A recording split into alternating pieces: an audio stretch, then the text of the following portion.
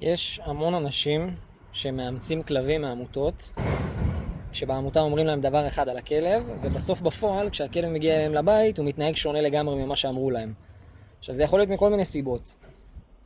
לא משנה כרגע מה הסיבה, לא ניכנס לזה. מה שאני רוצה להגיד זה, לפני שאתם מאמצים כלב, תבדקו על אפשרות לקחת אותו לאומנה. לחיות עם הכלב בבית שבוע, שבועיים, לראות איך הוא מתנהג שהוא אצלכם, ואז להחליט סופית אם לאמץ אותו או לא. אני באמת פוגש כל כך הרבה אנשים שחבל על הכלב, חבל על החיים שלהם, על האיכות חיים שלהם. יש כלבים אחרים שהיו יכולים להתאים להם הרבה יותר, וזה לא קורה, הם נתקעים במרכאות עם כלב שלא מתאים להם בכלל. הכלב סובל, הם סובלים, וזה כלב שבקלות אם הוא היה מגיע לתנאים אחרים היה לו יותר טוב.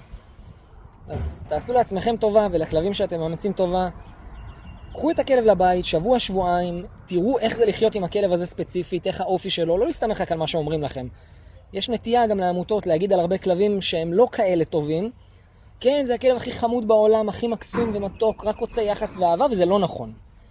אז לקחת כלבים, לבדוק אותם אצלכם, ורק אז להחליט סופית אם זה מתאים לכם האימוץ הזה או לא.